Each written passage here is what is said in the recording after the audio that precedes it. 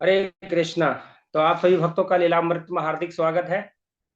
हम मंगलाचरण करेंगे, उसके बाद में शिला प्रभुपाद जी की लीलामृत का रसास्वादन करेंगे। मेरे साथ साथ सब बोलिएगा। ओम अज्ञानतिमिरन्धस्य ज्ञानाञ्जनशलाकया चक्षु ओम तिमिरम् चक्षुरुन्मीलितं येन तस्मै श्रीगुरुवे नमः। श्रीचैतन्यमनोभीष्टं स्थापितं येन भूतले स्वयं रूप कदा मह्यं ददाति स्वपदान्तिकम्। वन्देऽहं श्रीगुरो श्रीयुतापदकमलं श्रीगुरुर्वैष्णवांसे श्रीरूपं साग्रजातं सगणरघुनाथं वितं तं सजीवं सावधूतं सावधूतं परिजनसहितं कृष्णचैतन्यदेवं श्रीराधा कृष्ण पादान सगण ललिता श्री विशाखान्वितं से। हे कृष्ण करुणा सिंधु दीनबंधु जगतपते गोपेश गोपी का कांत राधा कांत नमस्तुते। तप्ति कांचन गौरंगी राधे वृंदावनेश्वरी वृषभानुसुते देवी प्रणमामि हरिप्रिये। वाञ्छाकल्पतरु कृपा सिन्धुभैव च पतितानां पावनभ्यो वैष्णवभ्यो नमो नमः। जय श्री कृष्ण चैतन्य प्रभु नित्यानंद श्री अद्वैत गदाधर श्रीवास आदि गौर कृष्ण कृष्ण हरे हरे हरे राम राम राम हरे हरे। नमः ओम विष्णु पादाय कृष्ण पृष्ठाय भूतले श्रीमते भक्ति वेदांत स्वामिनिति नामिने। नमस्ते सारस्वती देवे गौरवाणी प्रचारणे निर्विशेष शून्यवादी पाश्चात्य देश तारिणे। हरे कृष्णा। तो हम रसास्वादन करेंगे शिला प्रभुपाद लीला अमृत का। प्रभुपाद की जो जीवनी है, प्रभुपाद का जो लीला है, उसको हमारे पूर्ववर्ती आचार्यों ने नाम दिया लीला अमृत। अमृत का मतलब क्या होता है कि जिसको पीने से फिर मृत्यु नहीं होगी। मृत्यु किसकी नहीं होगी? इस शरीर की। कैसे नहीं होगी? अगर हमें वापस से जन्म लेना ही नहीं पड़ेगा इस शरीर से, हम भजन करके अगर भगवत धाम चले गए तो फिर वापस यहाँ नहीं आना पड़ेगा। तो वही लीलामृत का रसास्वादन हम सब कर रहे हैं। तो रसास्वादन बड़े ध्यान से करिएगा। ये जो वाणी है हमारे जो पूर्ववर्ती आचार्यों ने लिखी है प्रभुपाद जी की जीवनी से, प्रभुपाद के बारे में। तो ये जो अमृत है इस तरीके से है कि जैसे मान लो पारसमणि जो होती है, पारसमणि को अगर आप किसी वस्तु से टच करते हैं, पीतल से टच करते हैं, तो वो सोना बन जाती है। लेकिन ये ऐसी अमृतवाणी है, ये ऐसा अमृत है जिसको आप किसी को टच करेंगे और वो टच करा हुआ कोई भी भक्त अगर किसी और को टच करता है तो वो भी पारसमणि बन जाता है। इस तरीके से ये जो फैल रहा है, तो ये प्रभुपाद की कृपा ही है जिसकी वजह से आज हम सब भक्त एकत्र होकर प्रभुपाद के बारे में सुन रहे हैं, उनकी जीवनी के बारे में पढ़ने का प्रयास कर रहे हैं। तो ध्यान से सुनिएगा। मेरा कोई सामर्थ्य नहीं है। मेरे सीनियर भक्तों ने मुझे कॉल किया, अभी मैं ऑफिस से आ रहा था, कि आपको आज लीलामृत के बारे में बोलना है। तो मैं बोला मेरा तो कोई सामर्थ्य नहीं है, फिर भी भक्तों का आदेश है तो मैं उसको सिरोधार्य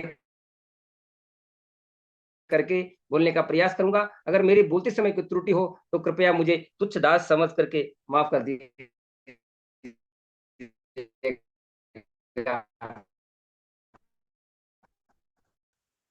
हरे कृष्णा। की सेवा कैसे करूंगा? लगभग एक महीने बाद अभय को आशा होने लगी कि श्रील भक्ति सिद्धांत सरस्वती से उनकी भेंट ही होने शीघ्र ही होगी। इस बार इलाहाबाद में बारे में जुटे ही थे और सुनाई कि भवन के निर्माण के लिए भूमि प्राप्त कर ली थी और धन संग्रह के लिए कर लिया था।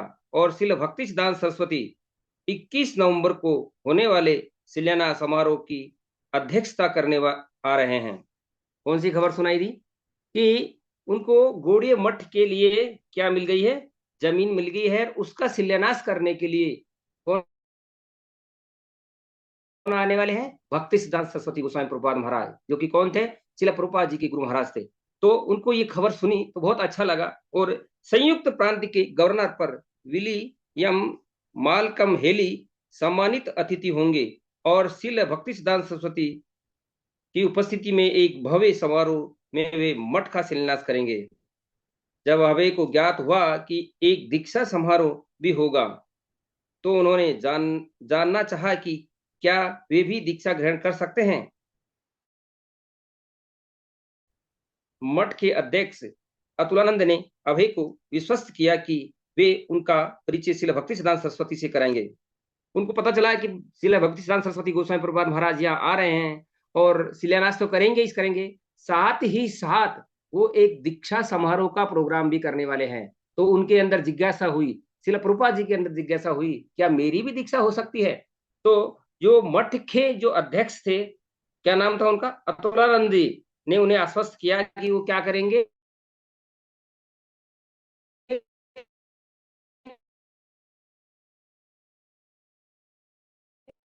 उनसे मिलवाएंगे महाराज जी से, भक्ति सिद्धांत स्वामी महाराज से। पर अभय ने मिलाने के लिए आश्वस्त किया, उनको बताया, उनके मठ के उन्हें अध्यक्ष से बात करी।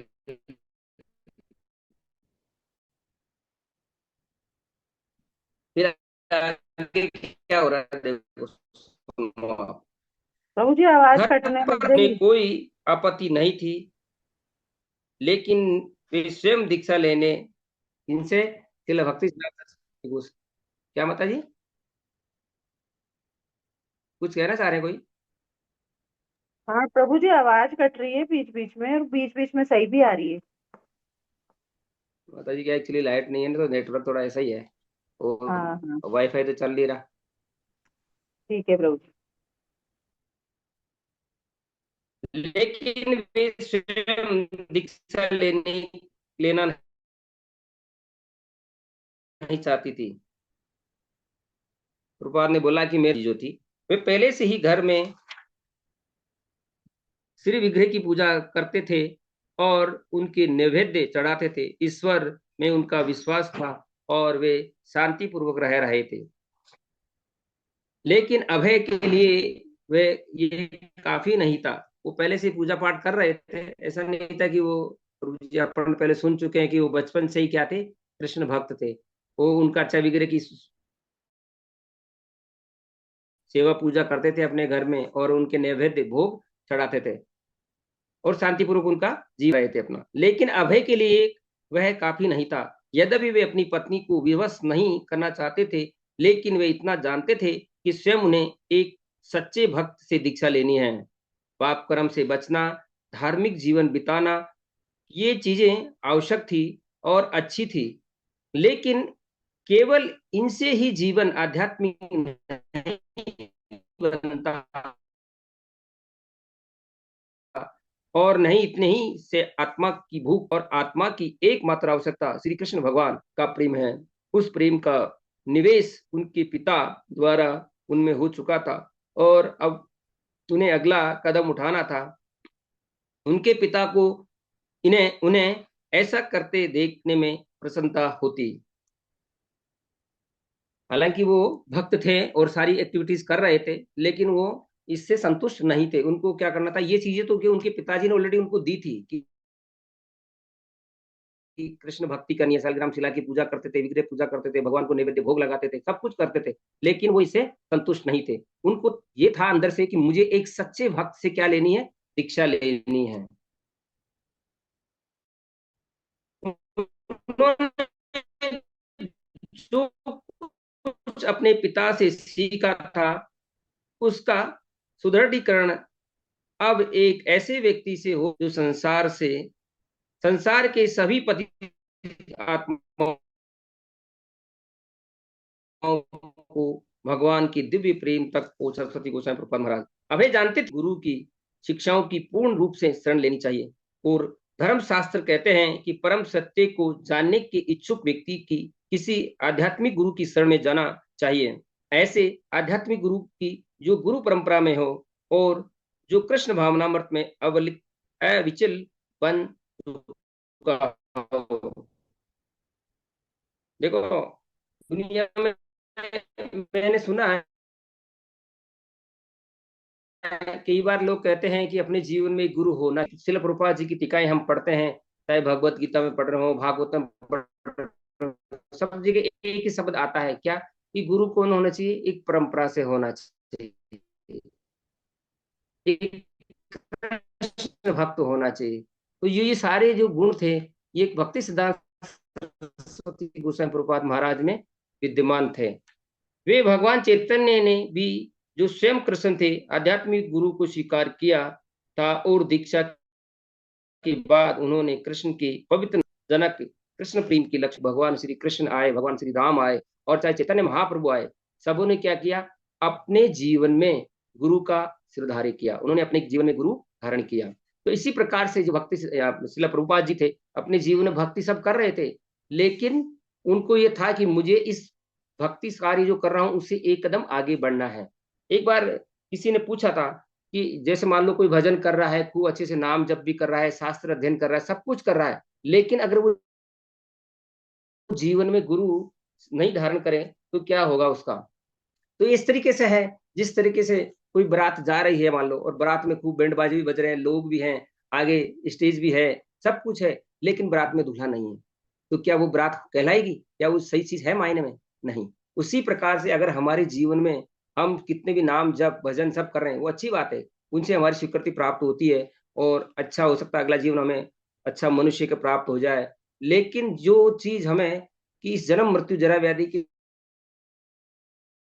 चक्कर से छूट करके भगवत धाम जाना वाली जो स्थिति है, कृष्ण प्रेम जो प्राप्त होना है, वो नहीं हो पाएगा जब तक हमारे जीवन में हमने एक परंपरागत जो परंपरा से जो गुरु है वो हमने जीवन में नहीं धारण किया। तो इसी प्रकार से भक्ति सिद्धांत सरस्वती महाराज जी से दीक्षा लेने की श्रील प्रभुपाद जी की इच्छा हुई।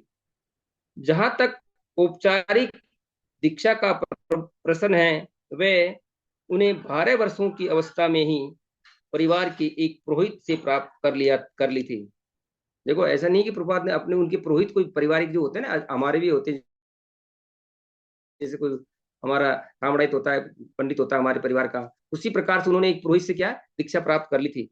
अभय ने उसे गंभीरता से नहीं लिया था, वह एक धार्मिक औपचारिकता थी, किंतु गुरु केवल अस्थायी और औपचारिक पुरोहित नहीं होते हैं। इसीलिए अभय ने इन इस मान्यता को अस्वीकार किया कि उन्होंने पहले ही गुरु का पा लिया था। अपने पारिवारिक पुरोहित से उन्हें भक्ति की शिक्षा नहीं मिली थी, और नहीं उन्होंने गुरु परंपरा के माध्यम से उनको कृष्ण की संबंध दिया था। पर श्रील भक्ति सिद्धांत सरस्वती द्वारा दीक्षित होकर वे कृष्ण से संबंध हो जाएंगे। भक्ति सिद्धांत सरस्वती गौर किशोर बाबा जी के शिष्य भक्ति विनोद ठाकुर के पुत्र थे, और भगवान श्री चैतन्य की गुरु परंपरा के 12वें गुरु थे। यहाँ पे भक्ति सिद्धांत सरस्वती महाराज के बारे में बताया गया है कि भक्ति सिद्धांत सरस्वती गोस्वामी महाराज के गुरु महाराज का क्या नाम था? गौर किशोर दास बाबा जी महाराज। और वो किसके पुत्र थे? भक्ति विनोद ठाकुर के। तो गौर किशोर दास बाबा जी महाराज के गुरु महाराज कौन थे? भक्ति विनोद ठाकुर थे। ये गुरु परंपरा है। इसी गुरु परंपरा से उन्होंने दीक्षा लेने का निश्चय किया। देखो, पुरोहित से उन्होंने दीक्षा तो ले ली, लेकिन वहां से कोई भक्ति का उनको संचार नहीं हुआ, उन्होंने कोई भक्ति के बारे में नहीं बताया, वो केवल एक पारिवारिक औपचारिकता थी। जैसे आज भी हम देखते हैं कि कई लोग कहते हैं कि हाँ जी हमारे तो गुरु महाराज हैं, हमने दीक्षा ले रखी है। भाई कौन गुरु महाराज है? तो उनको पता ही नहीं है क्या गुरु महाराज कहाँ रहते हैं, क्या हाँ हाँ लिया है, हमारे पिताजी के साथ गए थे, हमारी भी दीक्षा होती है। और फिर ज्यादा से ज्यादा होता है तो उनको क्या होता है, जो गुरु पूर्णिमा होती है उसके दिन साल में एक बार वो अपने गुरु से मिलने जाते हैं, अपना भेंट घट देते हैं और हरि बोल करके आता, फिर अगले साल मिलते हैं। लेकिन ऐसा नहीं है। गुरु का हमारे जीवन में डे टू डे लाइफ में मतलब उनका होना बहुत आवश्यक है, उनके निर्देशों का होना बहुत आवश्यक है।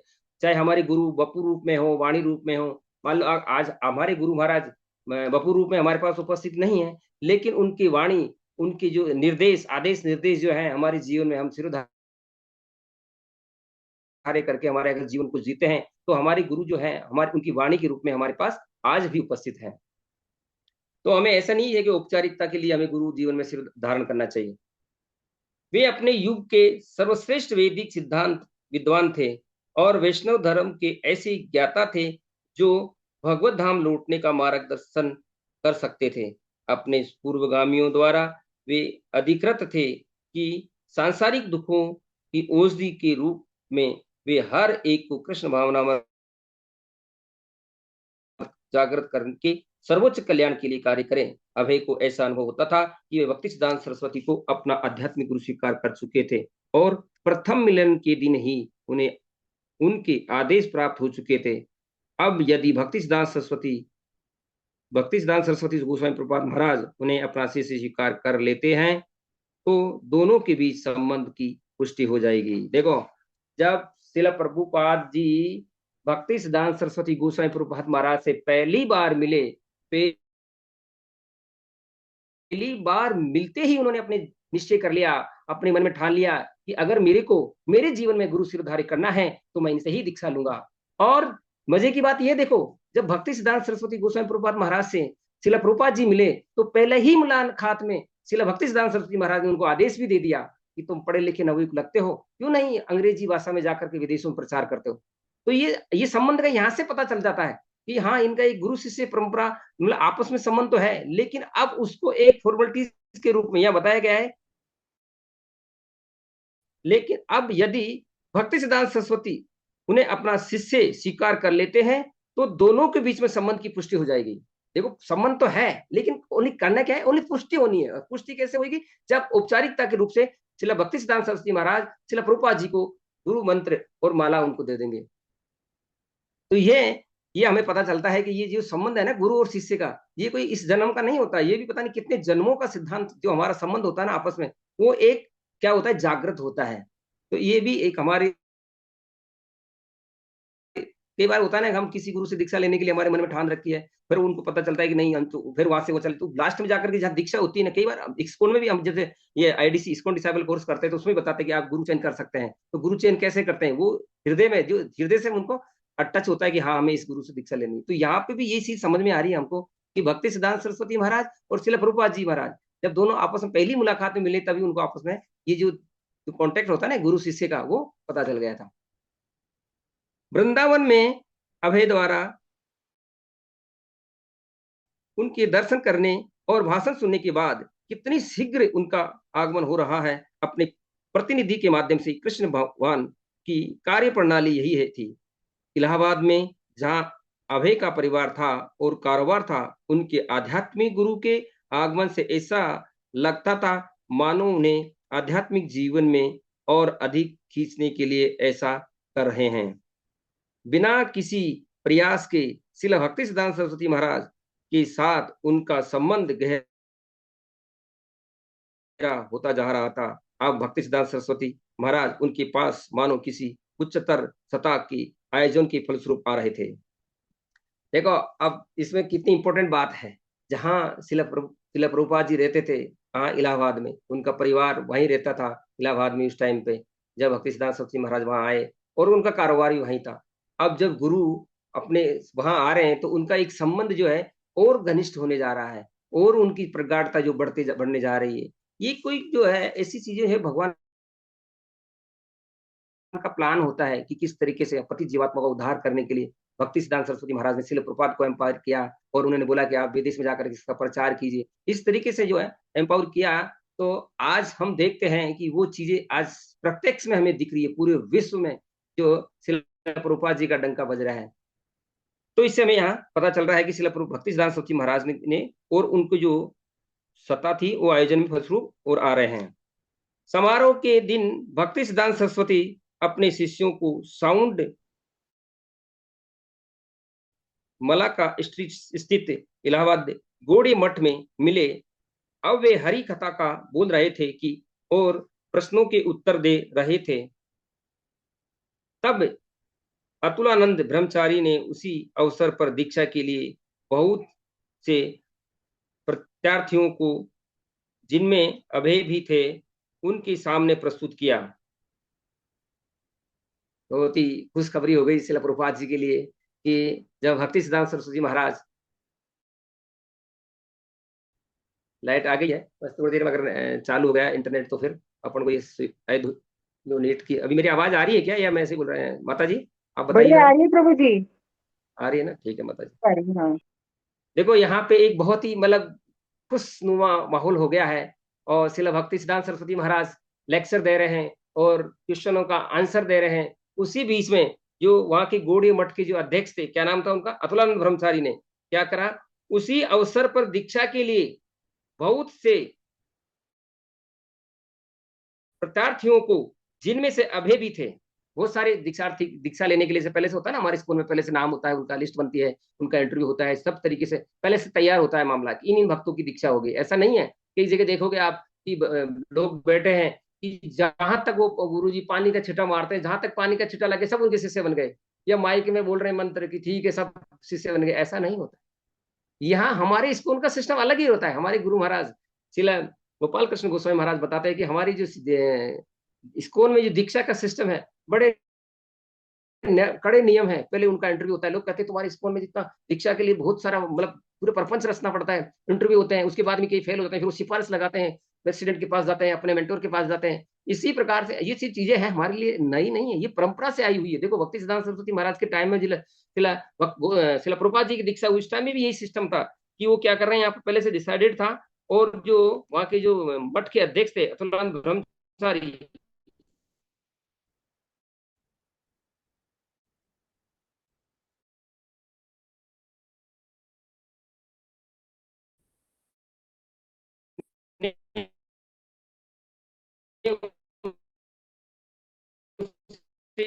इसी अवसर पर दीक्षा के लिए बहुत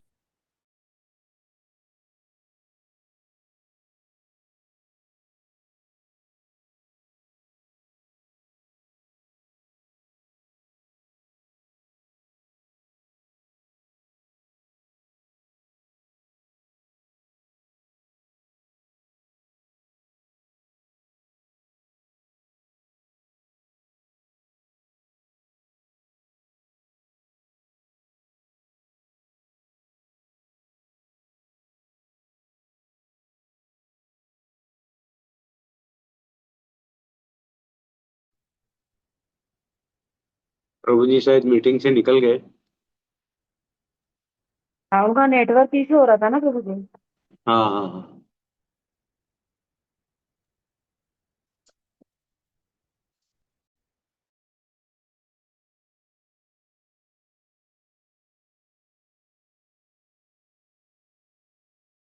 हरे कृष्णा प्रभु जी, सादर प्रणाम प्रभु जी, आपके चरण कमल में स्वीकार कीजिए। हरे कृष्णा। हरे कृष्ण माता जी, वो नेट चला गया था एक्चुअली, क्या वो लाइट आई है ना, तो उस पे इसमें से उस पे कन्वर्ट हो गया ऑटोमेटिकली, तो वो बीच में डिस्कनेक्ट हो गया था। मेरी आवाज आ रही है अब? हरे कृष्णा। हरे प्रभु जी, हरे हरे कृष्ण। हाँ हरे प्रभु जी, जी, आ हरे रही है, कृष्ण। आवाज आ रही है। कंटिन्यू करें, समझ में भी आ रहा है ना मेरी, मैं कुछ ऐसे बोलता हूँ। प्रभु जी समझ में आ रहा है, बहुत शानदार है तरीके से। Thank you thank you thank you thank you. Hare Krishna. वापस कंटिन्यू करते हैं, थोड़ा सा डिस्कनेक्ट हो गया था, वापस आते हैं आपसे। सम्मानित अतिथियों को वहां ले आते थे और उन्होंने धन दिया था और व्यवसायी सहयोग से भी दिलाया था। अभय का हाथ जोड़ अभय हाथ जोड़कर बड़ी विनम्रता से शिला भक्ति सिद्धांत सरस्वती को देखने लगे। वे और शिला भक्ति सिद्धांत सरस्वती अब आमने सामने थे।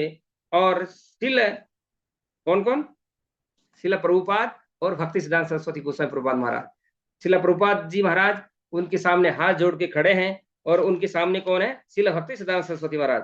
ये अब आमने सामने थे, और शिला भक्ति सिद्धांत सरस्वती ने उन्हें पहचान लिया था, और उन्होंने देखकर वे स्पष्ट रूप से बहुत प्रसन्न थे। वे उन्हें पहले से ही जानते थे।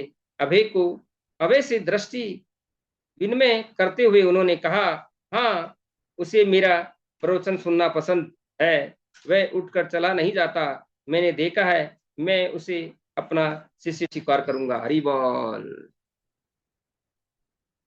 जैसे ही उन्होंने देखा भक्ति सिद्धांत सरस्वती महाराज ने शिला प्रभुपाद जी को, तो उनको बोले हाँ पहचान गया मैं, इनको मेरा लेक्चर सुनना पसंद है। ये कैसे, आपने पिछली क्लास में सुना होगा कि शिला भक्ति सिद्धांत सरस्वती महाराज जब लेक्चर कर रहे थे, कब, जब ब्रजमंडल परिक्रमा हो रही थी, तो वो सब भक्त लोग वहां से उठ करके उनके लेक्चर से चले गए, लेकिन वो लास्ट तक बैठ करके सुन रहे थे। इस तरीके से शिष्य और गुरु का संबंध होता है कि सामने से आवाज आती है, गुरु कहते हैं हाँ मैं इसे शिष्य स्वीकार करूंगा। ऐसे नहीं कि हम क्या बोलूं सिफारिश से या ऐसे ऐसे नहीं होना चाहिए। हमें इतना भक्ति में प्रकट होना चाहिए, हमारे नाम साधन में इतना प्रकट होना चाहिए कि सामने से आवाज आनी चाहिए, हमारे मेंटोर से आवाज आनी चाहिए कि हाँ आपको अब दीक्षा लेनी चाहिए, आपको ये आगे ये पढ़ना चाहिए, ये क्लास करनी चाहिए, आप ये करना चाहिए। कैसे आएगी आवाज? जब हम साधना में, हमारी भक्ति में हम दृढ़ रहेंगे, अपराध रहित होकर के, वैष्णव अपराधों से बचते हुए हम भक्ति करेंगे। शिला प्रभुपाद जी जब उनके भक्ति सिद्धांत सरस्वती जी महाराज के सामने खड़े हुए तो आवाज सामने से आई। क्या आवाज आई सुनिए आप। हाँ उसे मेरा प्रवचन सुनना पसंद है, वह उठकर चला नहीं जाता, मैंने देखा है, मैं उसे अपना शिष्य स्वीकार करूंगा। ये होती है बात। क्षण वे शब्द जब अभय के अस्तित्व में समा रहे थे, अभय भाव विभोर हो गए और अतुलानंद सानंद चकित थे। और उनके गुरुदेव ने श्रीमान देव को पहले ही स्वीकार कर लिया था। अब कमरे में बैठे अन्य शिष्यों को भी प्रसन्नता हुई कि श्रील भक्ति सिद्धांत सरस्वती महाराज ने श्रीमान देव को एक अच्छे श्रोता के रूप में तत्काल स्वीकार कर लिया था। कुछ को आश्चर्य हुआ कि भक्ति सिद्धांत सरस्वती ने उस युवा औषधि विक्रेता का ये मूल्यांकन कब और कैसे कर लिया। दवा विक्रेता कौन थे पता होगा आपको कि श्रील प्रभुपाद जी की एक फार्मेसी थी, है ना, प्रयाग फार्मेसी के नाम से प्रयाग में। तो सबको आश्चर्य हुआ कि दवा विक्रेता का मूल्यांकन कब कर लिया भक्ति सिद्धांत सरस्वती महाराज ने, कब इनका इंटरव्यू ले लिया। दीक्षा समारोह में श्री भक्ति सिद्धांत सरस्वती व्यास आसन पर विराजमान थे और कमरा अतिथियों और गौड़ीय मठ के सदस्यों से भरा था। दीक्षा ग्रहण करने वाले एक छोटी वेदी के चारों ओर बैठे थे। श्रील भक्ति सिद्धांत सरस्वती ने एक सन्यासी शिष्य के उस वेदी पर अग्नि प्रज्वलित की और वह उसमें अन्न और फलों की आहुति देने लगा। अन्य सभी लोग शुद्धि मंत्रों के पाठ करने लगे। अभय के भाई और उनकी बहन वहां उपस्थित थे, किंतु उनकी पत्नी नहीं थी। उनका भाई और उनकी बहन वहां उपस्थित थी कब? जब उनकी दीक्षा होने वाली थी। वहां एक वेदी लगाई गई और हवन चालू किया गया और भक्ति सिद्धांत सरस्वती महाराज वहां एक व्यास आसन पर बैठे थे। गुरुदेव की उपस्थिति में अभय आह्लादित थे। अपने आध्यात्मिक गुरु के वे ये शब्द की हाँ उसे मेरे प्रवचन अच्छे लगते हैं और उनकी पहचान भरी दृष्टि दोनों अभय के मन पर अंकित हो गए थे। देखो कौन कौन सी दो बातें थी। पहली बात क्या थी कि हाँ इन्हें मेरे प्रवचन अच्छे लगते हैं। दूसरी बात क्या थी? मुझे और उनकी पहचान भरी दृष्टि। और इस तरीके से देख रहे थे कि जैसे ये पहले से जानते हैं। वो दृष्टि जो थी ना, चलो प्रभुपाद जी को देखने की जो दृष्टि थी ना, वो कैसी थी? पहचान भरी थी कि जैसे एक दूसरे को पहले से पहचानते हो, इस तरह की दृष्टि थी। ऐसे नहीं कि वो पहले 2 बार मिले हैं, या वृंदावन में मिले या एक बार पहले वहां मिले, नहीं ऐसा नहीं लग रहा था उनको। ऐसा लग रहा था कि पहले से ही मुझे पहचान भरी दृष्टि, मन पर अंकित हो गई। उन्होंने ठान लिया कि अपने आध्यात्मिक गुरु के प्रवचनों को वे उसी प्रकार ध्यान से सुनते रहेंगे और उन्हें प्रसन्न रखेंगे। उन्होंने सोचा इस प्रकार मैं अच्छा बोलने लगूंगा। वैदिक साहित्य में भक्ति की 9 विधियां बताई गई है। पहली विधि है श्रवणम, दूसरी है कीर्तनम। कोसी में ध्यान पूर्वक बैठकर और कृष्ण कथा सुनकर उन्होंने कृष्ण के प्रतिनिधि को प्रसन्न कर लिया था। देखो हमारे गुरु महाराज, हमारे आचार्य, हमारे भक्तगण सुनने से ही प्रसन्न हो जाते हैं। अगर आप उनकी बात को ध्यान से सुनोगे ना, उसी से प्रसन्न हो जाएंगे। जैसे कि उनके गुरु महाराज, किनके गुरु महाराज? श्रील प्रभुपाद के गुरु महाराज, उनकी कथा सुनने मात्र से उनसे प्रसन्न हो गए। अगर गुरु प्रसन्न हो गए, समझ लो भगवान प्रसन्न हो गए। कई बार पूछते ना भक्त लोग, भगवान कैसे प्रसन्न होंगे, हमारे गुरु महाराज कैसे प्रसन्न होंगे? तो अगर हमारे से वैष्णव लोग हैं हमारे गुरुवर हैं, अगर ये प्रसन्न है तो ऑलरेडी भगवान प्रसन्न हो जाएंगे। प्रतिनिधि को प्रसन्न कर लिया था, और जब कृष्ण के प्रतिनिधि प्रसन्न हैं तो कृष्ण प्रसन्न हैं। श्रील भक्ति सिद्धांत सरस्वती के ने मठ को धन देने के लिए उनकी प्रशंसा नहीं की, न उन्होंने उनको परिवार और धंधा छोड़कर अपने साथ यात्रा करने के लिए सलाह दी, न ही व्रत और उपवास से शरीर गलाने वाले योगियों की भांति कठोर जीवन व्यतीत करने के लिए उन्होंने कहा, लेकिन उन्होंने कहा कि वह मुझे सुनना पसंद करता है, मैंने उसे लक्षित कर लिया है। अभय के ध्यान में बार बार यह बात आती रही कि और जब उनके आध्यात्मिक गुरु दीक्षा दे रहे थे तो वे ध्यान पर सुन रहे थे। देखो, इस्कॉन में हम आते हैं तो यहाँ पे कोई भी आपको आते ये नहीं कहेगा कि आप घर बार छोड़ करके यहाँ आ जाइए, छोड़ो घर बार, चलो हरिद्वार, सब कुछ छोड़ना है, आपको परिवार छोड़ना है, और आपके पास जितना भी धन संपत्ति है ना उसका ले आइए, इस्कॉन में डिपॉजिट कर दीजिए, तब आपकी भक्ति शुरू होगी। यहाँ इस्कॉन का, जैसे मान लो अगर मेरा ही अगर मैं बताऊं, तो मैं इस्कॉन में जुड़ा था तो मेरे को एक ही चीज सबसे अच्छी लगी थी कि आप जिस स्थिति में हैं, आप घर गृहस्थी हैं, गृहिणी हैं, या बिजनेस करते हैं, नौकरी करते हैं, या कहीं जॉब करते हैं, कुछ भी मान लो, आप जिस स्थिति में हैं उसी स्थिति में रह करके भजन कर सकते हैं, उसी स्थिति में भक्ति कर सकते हैं। और वो सिंपल प्रोसेस फॉलो करके, क्या, श्रवणम कीर्तनम, कि भगवान के नाम को क्या करना है, आपको सुनना है, कृष्ण कथा सुननी है, प्रसाद आस्वादन करना है। उन्होंने ये भी नहीं कहा कि तुम्हें बहुत ज्यादा तपस्या करनी है, और नवंबर दिसंबर की गर्म सर्दी में आपको जल के ठंडे पानी में खड़ा रहना है, आग के अंगीरों पे चलना है, और जलती हुई धूप में आपको खड़े रह करके तपस्या करनी है, ऐसा नहीं कहा। उन्होंने क्या कहा कि ध्यान पूर्वक सुनना है। तो भक्ति का जो शुरुआत होता है वो कहाँ से होता है, श्रवणम से। हम जब सुनेंगे तो हमारी श्रद्धा मजबूत होगी। तो यही बात भक्ति सिद्धांत सरस्वती महाराज बता रहे हैं कि आध्यात्मिक गुरु दीक्षा दे रहे हैं और वे ध्यान पूर्वक सुन रहे थे। कौन? श्रील प्रभुपाद महाराज। अंत में भक्ति सिद्धांत सरस्वती महाराज ने पुकारा कि अभय आगे आए और माला स्वीकार करके हरि नाम की दीक्षा ग्रहण करे। हरि बोल। भक्ति सिद्धांत सरस्वती महाराज ने पुकारा कि अभय आगे आइए और क्या करें, हरि नाम दीक्षा ग्रहण करे, माला ले। साष्टांग प्रणाम करने के बाद अभय ने अपना दाहिना हाथ आगे बढ़ाया और अपने आध्यात्मिक गुरु से जप माला स्वीकार की।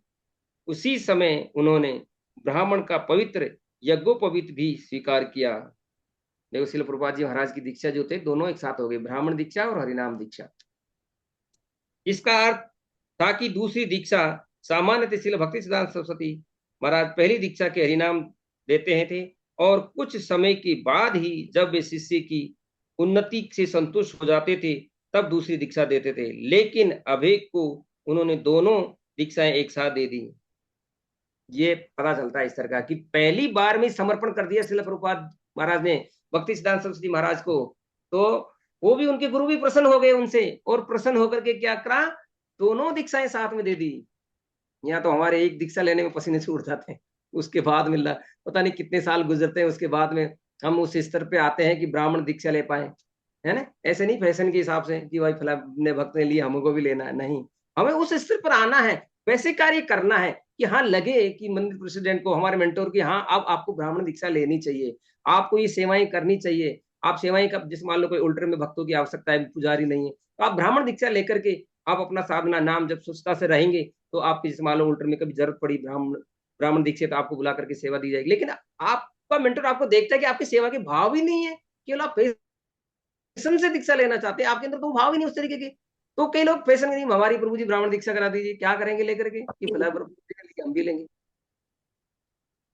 तो ऐसा नहीं होना चाहिए। हमें दीक्षा भी एक किस तरीके से लेनी चाहिए कि हाँ वो सेवा का भाव वो सामने आना चाहिए। जैसे भक्ति सिद्धांत सरस्वती महाराज ने देखा कि श्रील प्रभुपाद जी के अंदर वो नोट किया, वो जो भाव थे, वो गुण थे, वो उभर के आए सामने कि हाँ ये है जो दोनों दीक्षाएं ले सकता। तो श्रील प्रभुपाद जी को भक्ति सिद्धांत सरस्वती महाराज जी के द्वारा दोनों दीक्षाएं साथ में ही दे दी गई। हरे कृष्णा, हरि बोल। आगे कंटिन्यू। अच्छा अभी 40 ही हुई है। कितने बजे तक करनी प्रभु जी क्लास? हरे कृष्णा प्रभु जी, सारे प्रणाम। 5 मिनट और कर लो प्रभु जी। ये जो लास्ट में जो है ना, जी प्रभु जी। लास्ट जो तीन तीन डॉट वाला अगले पेज पे। हाँ हाँ, यहाँ तक। हाँ। ठीक है, thank you thank you thank you so much.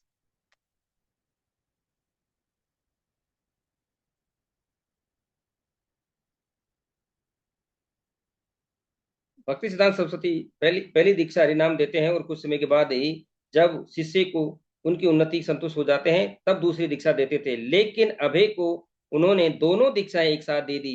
अब अभय पूर्ण शिष्य ब्राह्मण बन गए थे। अब वे यज्ञ कर सकते हैं थे।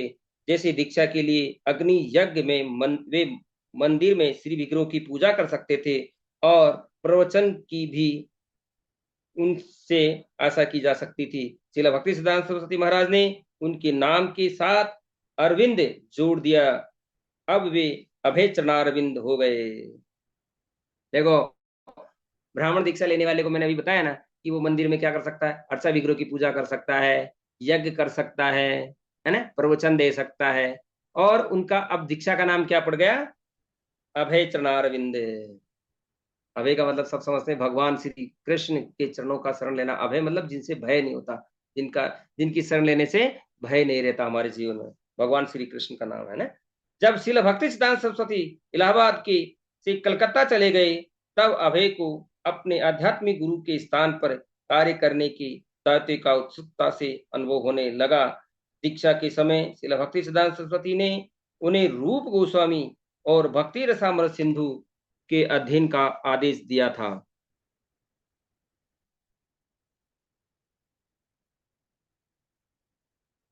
शिला भक्ति सिद्धांत सरस्वती महाराज जब उनकी दीक्षा हुई शिला प्रभुपाद जी की, तो उन्हें 2 ग्रंथ पढ़ने का आदेश मिला। कौन कौन से? उन्हें रूप गोस्वामी के भक्ति रसामृत सिंधु, सॉरी एक ही है, रूप गोस्वामी जी द्वारा लिखित था ना, भक्ति रसामृत सिंधु के अध्ययन का आदेश दिया गया था, जिसमें कृष्ण और भक्तों के बीच प्रेम में आदान प्रदान का वर्णन था और जो बताता था कि कोई भक्त आध्यात्मिक जीवन में कैसे आगे बढ़ सकता है। भक्ति रसा ये जो है भक्ति रसामृत सिंधु सबने पढ़ी होगी जब जिन्होंने भक्ति शास्त्री करी है, तो उसमें क्या है कि अध्ययन के दिया गया था, क्यों? जिसमें कृष्ण और भक्तों के बीच में प्रेम में आदान प्रदान का वर्णन है। इनके बीच में भगवान श्री कृष्ण और भक्तों के बीच में प्रेम में आदान प्रदान का वर्णन था और जो बताता था कि कोई भक्त आध्यात्मिक जीवन में कैसे आगे बढ़ सकता है। देखो, हम देखते हैं इस भौतिक संसार में सब लोग भौतिक जगत में तो आगे बढ़ना चाहते हैं, लेकिन किसी के दिमाग में ये चीज नहीं आती है कि हम भक्ति में आगे कैसे बढ़े, हम आध्यात्म में आगे कैसे बढ़े। तो जो रूप गोस्वामी जी थे, जो कि कौन थे? चैतन्य महाप्रभु के शिष्य थे, जिनके लिए श्री गोविंद देव प्रकट हुए। वो उन्होंने एक ग्रंथ लिखा, क्या लिखा? भक्ति रसामृत सिंधु। उसमें बताते हैं कि जिसमें कृष्ण और भक्तों के बीच प्रेम में आदान प्रदान का वर्णन है और जो बताता है कि कोई भक्ति आध्यात्मिक जीवन में कैसे आगे बढ़ सकता है। तो भक्तों का एक ही उद्देश्य होता है कि मैं आध्यात्मिक जीवन में कैसे आगे बढ़ूं। नहीं तो भौतिक जगत में तो लोग भाग दौड़ में लगे पड़े ही हैं, किसमें कि हम कैसे आगे बढ़े, हम पड़ोसी को कैसे नीचा दिखाया, इसने अच्छा अच्छा इसने ये कार ली, इसमें ऊपर वाली लेना चाहता हूँ, अच्छा इसने मकान ऐसा बनाया, मैं इसे ऊपर वाला बनाना चाहता हूँ। लेकिन भक्त का एक ही उद्देश्य होना चाहिए कि मुझे भक्ति में कैसे आगे बढ़ना है। भक्ति रसामृत सिंधु भक्तों के लिए कानून की पुस्तक है। किसकी पुस्तक है? भक्तों के लिए कानून की पुस्तक है। कानून की पुस्तक क्या काम आती है? आप भौतिक जगत से एग्जाम्पल से समझते हैं, जैसे कोई इस भौतिक जगत में हम रहते हैं तो यहाँ बहुत सारे कानून है, उनको फॉलो करना पड़ता है। जैसे हम रोड की बात करते हैं, रोड पे चलते हैं तो हमें कैसे चलना चाहिए वो बताते हैं, किस तरीके से चलना चाहिए, लेफ्ट में चलना है, रेड लाइट पे रुकना है ना, और ग्रीन होते ही चलना है। बहुत सारे कानून होते हैं। गाड़ी चलाने के लिए ड्राइविंग लाइसेंस होना चाहिए। उसी प्रकार से आध्यात्मिक जीवन में प्रगति करने के लिए हमें कौन से कानून फॉलो करना है, किस तरीके से रहना है, वो हमें सिखाती है कौन सी किताब? भक्ति रसामृत सिंधु, जो कि किसने लिखी है? रूप गोस्वामी जी ने। रूप गोस्वामी जी कौन थे? चैतन्य महाप्रभु के शिष्य थे। और अभय को उसका अध्ययन ध्यानपूर्वक करना था। इलाहाबाद केंद्र पर बारंबार जाने और वहां नए लोगों को ले जाने की में उन्हें प्रसन्नता होती। अपने आध्यात्मिक गुरु से जब वे प्रथम बार मिले थे तब भी उन्हें भगवान चैतन्य के मिशन की प्रचार का आदेश मिला था। किसने आदेश दिया था? उनके गुरु महाराज ने पहली मुलाकात में बोल दिया कि तुम एक पढ़े लिखे नवयुग लगते हो, क्यों नहीं अंग्रेजी भाषा में जाकर के विदेश में इस हरिनाम का प्रचार करो। चैतन्य महाप्रभु की जो प्रसन्नता के लिए हरिनाम का जाकर के प्रचार करो, अंग्रेजी भाषा में गीता भागवतम का प्रचार करो। अपने आध्यात्मिक गुरु से जब प्रथम बार में मिले थे तब उन्होंने भगवान चैतन्य की मिशन का प्रचार का आदेश मिला था। अब वे नित्य ध्यानपूर्वक विचार करने लगे और ये कार्य कैसे किया जाए। प्रचार करना उनके लिए कम से कम उतनी ही जिम्मेदारी का काम था जितनी घर गृहस्थी और धंधा चलाना था। जब ये आदेश मिला तो उसमें क्या करने लगे? विचार करने लगे। किस तरीके से? जैसे घर गृहस्थी चलाने के लिए आदमी विचार करता है कि मेरे बच्चे को कैसे अच्छी एजुकेशन दिलाऊं, मेरी बेटी की शादी कहाँ करूं, कैसा अच्छा परिवार मिले, किस तरीके से हमारे को घर में मकान बनाना है, गाड़ी लानी हो, गृहस्थी के बारे में सोचता रहता है। वैसे ही जो शिला प्रभुपाद जी थे, उनको जो आदेश मिला उसके बारे में वो क्या करने लगे? विचार करने लगे। जो हमारे मेंटोर हैं इस गृहधनंद का प्रभु, हमें जब भी लेक्चर देते हैं या हमारे साथ मिलते हैं तो हमें एक ही बात बताते हैं वो कि आप विचार करो, इस पे मनन करो कि किस तरीके से हमें प्रचार करना है, किस तरीके से हमें। उनका एक ही उद्देश्य मैं देखता हूँ, सारा दिन वो मैसेज डालते रहते हैं, सब चीजें बता कैसे कि हमें वो बार बार एक ही बात बोलते, विचार करो, मनन करो कि कैसे हमें प्रचार करना है। वैसे ही हम ये चीज देखते हैं गुण कहाँ से आते हैं, तो हमारी परंपरा से ही हमारे ऊपर ट्रांसफर हो रहे हैं। देखो तो शिला प्रभुपाद जी भी क्या करने लगे? विचार करने लगे मिशन के लिए कि हमें, मैं किस तरीके से इस मिशन को, जो चैतन्य महाप्रभु की जो आदेश है, जो मेरे गुरु ने मेरे को जो बताया है उसको, तो मैं इसको कैसे सिरधार्य करूं, कैसे इसको प्रैक्टिकली मतलब इसको अप्लाई करूं। मैं घर में भी वे जहां तक होता प्रचार में लगे रहना चाहते थे। लोगों के घर पर आमंत्रण करने और उनके साथ कृष्ण के विषय में चर्चा करने और प्रसाद बांटने में के संबंध में वे अपनी पत्नी के साथ योजनाएं बनाते। पत्नी में उस जैसा उत्साह नहीं था।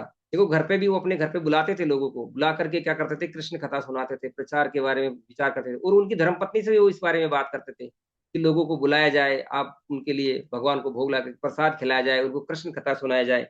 लेकिन पत्नी में उन जैसा उत्साह नहीं था। जो माता जी थी शिला प्रभुपाद जी की महाराज की जो घर वाली थी, जो उनमें वैसा उत्साह नहीं था। शिला प्रभुपाद मेरी पत्नी कृष्ण की भक्त थी, लेकिन उनका विचार कुछ और था। उनका विचार था कि श्री विग्रह की पूजा घर में की जाए और शांतिपूर्वक रहा जाए। मेरा विचार प्रचार करने का ना था। वो कृष्ण भक्त थी, लेकिन उनका विचार था कि घर में शांतिपूर्वक रहा जाए, श्री विग्रह की पूजा की जाए, नाम लिया जाए। और ये जो प्रचार वचार का जो है, वो मेरा विचार प्रचार करने का ना था। उनका प्रचार कोई विचार नहीं होता। ये हम देखते हैं ओबियसली, कई बार सुनने को मिलता है कि हाँ भजन करना तो खुद से करो ना, क्यों फालतू में लोगों के घर घर जाकर के उनको ये परेशान कर रहे हो, आपको करना करो। लेकिन ऐसा नहीं है कि जब हम देखते हैं कि हमारा मिशन क्या है, प्रचार ही सार है, प्रचार करना ही सार है। हम जितने भी ये क्लासेस कर रहे हैं, जितने भी एक्टिविटीज भक्ति वृक्ष चला रहे हैं, कुछ भी कर रहे हैं, हम गीता डिस्ट्रीब्यूट कर रहे हैं, या शिला प्रभुपाद जी ने इतने सारे मंदिर बनवाए, भक्त बन रहे हैं, कोई संन्यास ग्रहण कर रहा है या हरिनाम दीक्षा ले रहा है, इन सब के पीछे उद्देश्य क्या है? हमारा प्रचार। अब आप कहेंगे कि प्रचार क्यों, खुद का उसका नहीं, वो प्रचार करेंगे तभी तो देख करके मोटिवेशन होगा। आप तिलक लगाएंगे तभी तो दूसरा तिलक लगाएगा। तो तिलक लगाना भी प्रचार है, आपकी शुद्धि तो होगी उसमें। करी जन्म सार्थक करो परोपकार, खुद का जन्म तो सार्थक होगा, लेकिन दूसरों का जन्म भी सार्थक होगा। इसी को कहते हैं प्रचार। तो प्रचार बहुत जरूरी है। अगर प्रचार नहीं होगा ना तो समझ लो ये जो है बिना प्रचार के है मृत के समान है। इस देह जो हम अगर प्रचार नहीं कर रहे हैं शरीर से, तो मुर्दे के समान है, जीव नहीं है, इसमें आत्मा नहीं है। अगर प्रचार नहीं कर रहे हैं तो सबको क्या करना चाहिए? प्रचार करना चाहिए, प्रचार में लगना चाहिए। शिला प्रभुपाद जी का एक ही उद्देश्य था कि प्रचार हो सब जगह। हमारे गुरु महाराज शिला गोपाल कृष्ण गोस्वामी गुरु महाराज ने देखो ना, मंदिर में मंदिरों की झड़ी लगा दी। क्यों? क्या उनका कोई वो थोड़ी था मंदिरों की झड़ी लगा, उनका एक ही उद्देश्य था कि मंदिर, बड़े बड़े मंदिर बनाएंगे तो लोग वहां आएंगे और कृष्ण कथा सुनेंगे, है ना, आपस में मिलेंगे तो कृष्ण प्रचार बढ़ेगा। अंत समय तक गुरु महाराज का एक ही उद्देश्य था। जब इस धराधाम से अपनी लीला समाप्त करके गए, उस टाइम में भी क्या कर रहे थे? मंदिर का वो क्या बोलते, नींव लगा रहे थे। तो हम सबको भी इस मिशन में लगना चाहिए, जिससे कि हमारे ऊपर श्रील प्रभुपाद जी की कृपा, हमारे गुरु महाराज की कृपा हमारे तक पहुंच सके। और कब पूछेगी? जब हमारा उद्देश्य होगा, हमारा यही होगा कि हम भी प्रचार करने का सोचेंगे। जैसे कि श्रील प्रभुपाद जी ने सोचा कि मुझे क्या करना है, प्रचार करना है। वो घर पे धर्म पत्नी के साथ भी वो एक ही विचार करते थे, सब जगह यही विचार करते थे कि सबको बुलाया जाए और कृष्ण कथा सुनाई जाए। हरे कृष्णा। बहुत बहुत धन्यवाद। मेरे से बोलने में कोई त्रुटि हुई तो मैं आपके चरणों में माफी चाहता हूँ। सभी वैष्णव भक्तों को मेरा प्रणाम स्वीकार करें। वांछा कल्पतरु कृपा सिंधु भैचे पतितानां पावनभ्यो वैष्णवभ्यो नमो नमः। हरे कृष्णा गुरु सादर प्रणाम। हरे कृष्णा कृष्ण कृष्ण हरे हरे, हरे राम राम राम हरे हरे। बहुत सुंदर ढंग से क्लास की है गुरुजी ने आज तो, आनंद आ गया सभी को। जी, मैं तो आपके आदेश का पालन कर रहा हूँ। आपने फोन करा, ऑफिस से आ रहा था, नहीं नहीं, लाइट हमारे नहीं आ रही बेटा थी घर पे। वैसे सब भक्तों को क्रांतिकारी बनना है, सीताराम प्रभु जी की तरह क्रांतिकारी होना चाहिए। रोज मैं तो करनी माफी इनको चाहता हूँ। लास्ट मिनट में बोला था कि शाम को हम लोग क्या, सुनील प्रभु जी हम लोग जाके आए थे वहां फुलेरा, तो प्रभु जी गाड़ी चला रहे थे, यही आइडिया था। अभी अभी कब पहुंचे थे आप? 8:15 पहुंचे क्या 8:30? नहीं, मैंने क्लास स्टार्ट कर दी ना, 7:30 बजे घर पे आया था मैं। हाँ नहीं, हम लोग लेट पहुंचे ना। हाँ, आप लोग लेट आए, 8:30 सुनील बजे आए। प्रभु शायद 8:15 पहुंचे होंगे। जी जी बिल्कुल। इसलिए सीताराम जी बोला कि आप करो क्लास, अचानक से बोला था हमने, तो 7:45 क्या, कब बोला? 7:45? नहीं, 7:30 बजे बोल दिया साढ़े था सात मैंने। बोला। हाँ, 7, 7:15। पौने आठ हो गई थी। हम्म, बहुत अच्छा समझाया, बहुत अच्छी क्लास ली है। अच्छा लगा सभी को? बहुत अच्छा लगा प्रभु जी। हाँ जी प्रभु जी। कोई प्रभु जी प्रश्न है रोज ही तो, अच्छा लगता है। कोई प्रश्न है तो पूछिए नहीं प्रभु जी से। प्रभु जी, तो कोई प्रश्न नहीं है